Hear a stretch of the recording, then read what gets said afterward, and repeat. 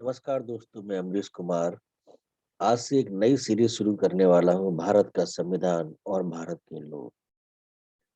आमतौर पर जैसे ही हम भारत के संविधान की बात करते हैं, एक बहुत ही अद्भुत, अप्रत्याशित और सकारात्मक चित्र हमारे सामने आता है। इक्वलिटी बिफोर लॉ, सब समान है, किसी के साथ कोई भेदभाव नहीं है और हम मौज में जी रहे हैं। लेकिन क्या प्रयोगात्मक रूप से या वास्तविकता के धरातल पर संविधान में जो वर्णित चीजें हैं, क्या वो हो रही हैं? मैं बात करता हूँ सबसे पहले प्रस्तावना की और उसमें जुड़े हुए शब्दों की। मैं एक-एक शब्द को उठाता जाऊँगा और उसकी व्याख्या करूँगा और बताऊँगा कि ये कितने तथ्यात्मक और प्रयोगात्मक है। मुझे पता है बहुत सारे लोग ऐसे होंगे जो किसी व्यक्ति विशेष को संविधान का रचयिता, निर्माता, जनक मानकर के नीचे आलतू-फालतू के कमेंटबाजी करेंगे और एक्चुअली उन्हीं के लिए मैं ये बोल भी रहा हूँ। मैं चाहता हूँ वो आएँ यहाँ पर और अपना ज्ञान दें, फिर चीज़ें आगे बढ़ती जाएँ, है ना? क्योंकि अभी भारत में एक ऐसा दौर चल रहा है जहाँ जो है नाम वाला वही तो बदनाम है और बदनामी से ही नाम हो रहा है। खैर, अपने को क्या, अपन तो वो चीज़ें बता रहे हैं जिस पर हम सभी का अधिकार है। और संविधान सभा में भी 300 से ज़्यादा मेंबर्स थे और बहुत सारी कमेटियाँ थी, जिसमें से एक व्यक्ति विशेष को ये कहना कि यही सब कुछ है, मूर्खता भी है और धूर्तता भी है। उस कमेटी में भी 7 मेंबर थे। ठीक है, चलते हैं, शुरू करते हैं भारत के संविधान की प्रस्तावना से। तो मैं सबसे पहले आपको ले चलूँगा भारत सरकार की वेबसाइट पर legislative.gov.in, जहाँ पर संविधान की प्रतियाँ दिखाई गई हैं और सबसे पहले मैं हिंदी वर्ज़न पे बात करूँगा बिकॉज़ मैं उत्तर प्रदेश से हूँ और Hindi not coming to me. तो सबसे पहले तो मैं आपको ये वेबसाइट दिखाना चाहूँगा। ये देखिए भारत सरकार की है, देखिए legislative.gov.in, कॉन्स्टिट्यूशन ऑफ इंडिया। देखिए इस संविधान को कितने भागों में रखा गया है। इंग्लिश, हिंदी, उर्दू, तमिल, तमिल ओह! ओह! तमिल को कुछ ज़्यादा ही लंबा कर दिया, मलयालम, रीजनल लैंग्वेज। चलिए हम हिंदी वाले भाग को उठाते हैं। ये अपना आपने हिंदी वाला भाग को खोला और ये देखिए भारत का संविधान 9 दिसंबर 2020 को यथा विद्यमान एज़ इट इज़, ठीक है? As on. चलिए नीचे चलते हैं। हम सबसे पहले आते हैं प्राकथन पर, जिसे हम लोग अ, इनिशियल स्टेज कहते हैं, लेकिन हमें इससे कोई लेना-देना नहीं है। हम बात करते हैं सबसे पहले भारत के प्रस्तावना की, जो कि ये थोड़े-से और नीचे आने पर हमको मिलना चाहिए। मुझे उम्मीद है मिलना चाहिए, लेकिन कुछ कह नहीं सकता हूँ क्योंकि ये देश है वीर जवानों का, अलबेलों का, मस्तानों का, इस देश का यारो क्या कहना। चलिए खैर कोई बात नहीं। भारत का संविधान है, सम्माननीय है हम सभी के लिए और हम सभी का इस पर उतना ही अधिकार है जितना आपका है। हम सभी अपने-अपने देश के लिए समर्पित हैं तन, मन, धन से। तो देखिए कितनी लंबी चीज़ें हैं इसमें, बहुत लंबा-लंबा इसको लिखा गया है। वो इसीलिए लिखा गया कि भारत के हर नागरिक को अपने संविधान के बारे में पूरी जानकारी हो। ये है संविधान का उद्देशिका या हम इसको प्रिएम्बल या प्रस्तावना कहते हैं। बात करते हैं हम, यानी कि वी, यानी कि मैं, आप, हम सभी लोग, भारत के लोग, भारत को एक संपूर्ण, देखिए संपूर्ण मतलब कंप्लीट, प्रबुद्ध संपन्न मतलब इसके पास समस्त शक्तियाँ हो, समाजवादी, पंथ निरपेक्ष, लोकतंत्रात्मक गणराज्य। तो मैं क्या करता हूँ, इसमें से पंथ निरपेक्ष को सबसे पहले उठाता हूँ। आप पूछेंगे पंथ निरपेक्ष को क्यों उठा रहे हैं? मैं इसलिए उठा रहा हूँ क्योंकि आज़ादी के समय जो विभाजन हुआ था, वो पंथ के आधार पर ही हुआ था। तो मैं शुरुआत करता हूँ वहाँ से, फिर बात करेंगे हम समाजवाद के ऊपर, फिर बात करेंगे हम लोग लोकतंत्रात्मक प्रणाली के ऊपर, फिर बात करेंगे सामाजिक, आर्थिक, राजनीतिक न्याय, विचार, अभिव्यक्ति, विश्वास, धर्म, उपासना, प्रतिष्ठा के अवसर, समानता, ये सारी चीज़ें। व्यक्ति की गरिमा, ये तो बहुत ही महत्वपूर्ण है, इसको तो मैं कुछ लंबा ही ले जाऊँगा। अखंडता के साथ में सुनिश्चित करने वाली बंधुता, बहुत अच्छी है। चलिए शुरू करते हैं हम लोग पंथ निरपेक्ष। पंथ निरपेक्ष का मतलब क्या होता है कि जैसा कि आपको भी पता है और मुझे भी पता है कि राज्य यानी कि देश का कोई धर्म नहीं होता। बहुत अच्छी बात, मतलब इसको पढ़ के ऐसा लगता है कि हम एक ऐसे राष्ट्र में, एक ऐसे समाज में जी रहे हैं जहाँ किसी भी प्रकार का भेदभाव नहीं है, बाइसनेस नहीं है, राज्य या केंद्र का किसी भी धर्म के प्रति लगाव नहीं है और किसी भी धर्म के प्रति दुराव नहीं। एक ऐसी स्थिति की आप परिकल्पना कीजिए जो पंथ निरपेक्ष है। पंथ निरपेक्ष का मतलब है जिसके लिए सभी धर्मों के लोग समान है। ठीक है? सभी धर्मों के लोग समान है, वो किसी भी धर्म के। जब सभी धर्मों के लोग समान हैं, तो इस देश में धर्म के नाम पर अल्पसंख्यक शब्द की उत्पत्ति क्यों की गई? पहला सवाल तो मेरा ये है।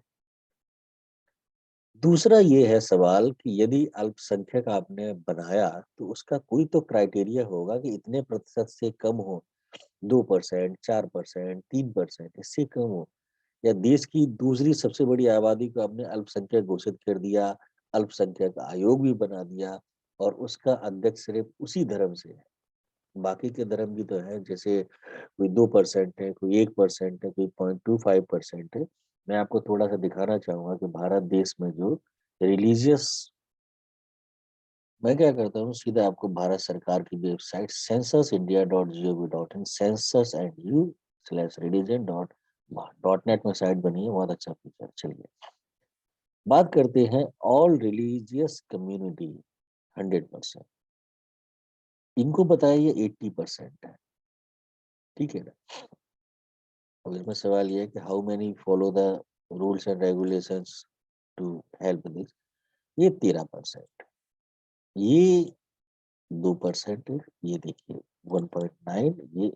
अब आप गौर से देखिए, क्या ये धर्म जो है, ये इनको सर्वाइवल नहीं चाहिए? मतलब अगर देखा जाए इस पूरी आबादी में, तो ये धर्म ऐसे हैं जिनको जिनको हम अल्पसंख्यक कह सकते हैं, क्योंकि ये वास्तव में है, ये इनकी आबादी 4% से कम है।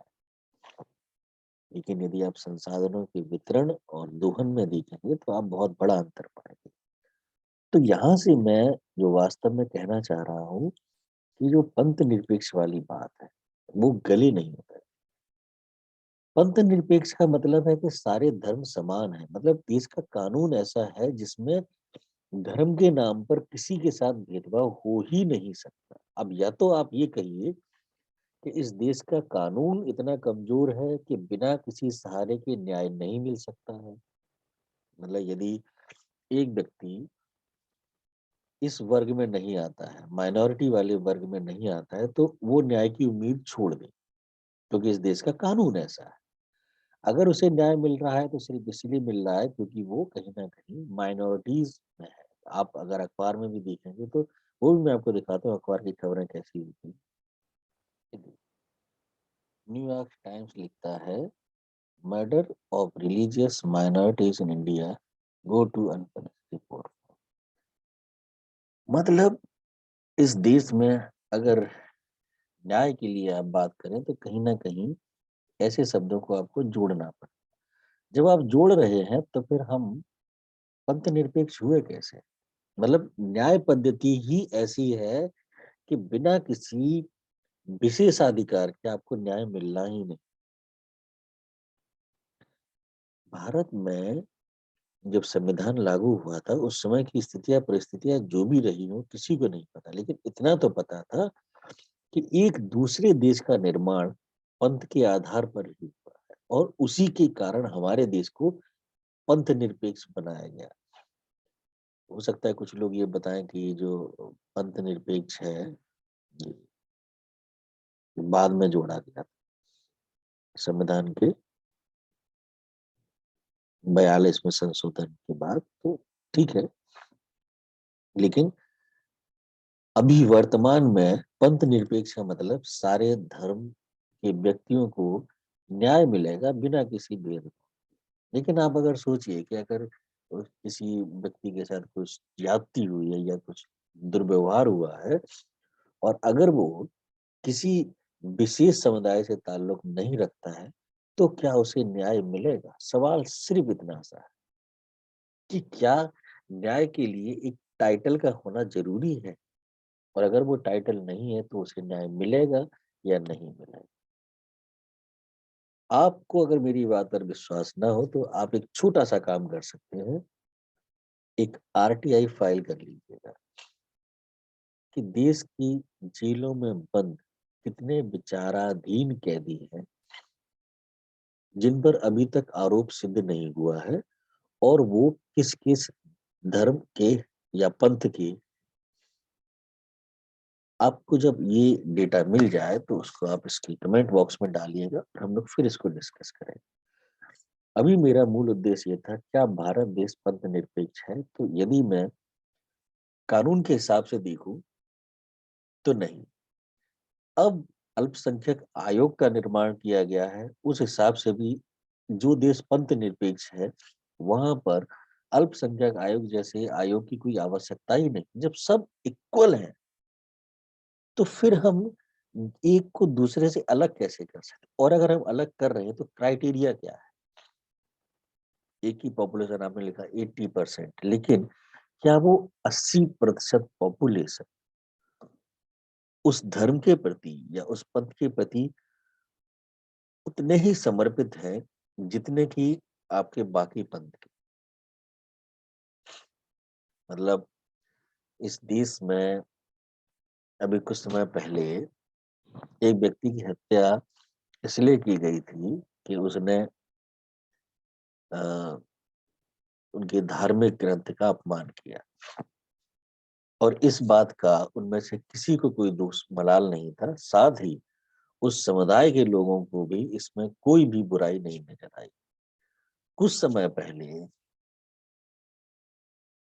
हम हिंदू लोग गाय को मां मानते हैं। अब आप सोचिए कि एक जीव की हत्या हुई, उस हत्या के बदले में हत्या हुई। गाय को मारने का प्रावधान भारत के संविधान में भी है कि आप जो दुधारू पशु हो उनको आप नहीं मार सकते, जैसे मोर को नहीं मार सकते। उसके एवज में कुछ लोगों ने उन गाय को मारने वालों को मारा, लेकिन वास्तविकता ये थी कि जिन्होंने मारा उनके साथ उनके परिवार के लोग ही नहीं खड़े। उनको बकायदा सजा हुई, दंड हुआ, जेल में है इस समय। मेरी बात पे विश्वास है, आरटीआई फाइल कर। तो इस देश में ये स्थितियां है कि एक धर्म में अगर मारकाट होती है तो किसी को कोई मलाल नहीं, दूसरे में उसके परिवार के सदस्य खड़े नहीं। तो अगर आप ये कहते हैं कि हमने जो माइनॉरिटी का दर्जा दिया है वो इसलिए दिया है कि एक धर्म के लोग ज्यादा है, तो वो उसके प्रति समर्पित कितने हैं? कितने लोग हैं जो धर्म की बात आने पर इकट्ठे हो जाते हैं? ये सबसे बड़ा कारण है। तो जहां तक माइनॉरिटीज का सवाल है, पंथ निरपेक्ष देश के सवाल है, तो यदि इस देश में ऐसे आयोग बने हुए हैं या इस देश में माइनॉरिटीज के नाम पर जो खैरात बांटी जा रही है, अगर मैं वास्तविकता में देखूं तो वो न केवल इस संविधान का अपमान है, बल्कि संविधान निर्माताओं का भी बहुत बड़ा अपमान है कि उन्होंने जैसे राष्ट्र की परिकल्पना की थी, हम हमारा लोक संसद, मेनली संसद ही कहूंगा, संसद और वोट बैंक की घटिया राजनीति ने इसका पग पग पर अपमान किया है, और कहाँ कहाँ पर इस संविधान का कितना कितना अपमान हो रहा है वो मैं आपको आगे बताता रहूंगा। आप लोग जुड़े रहिए। धन्यवाद। Have a great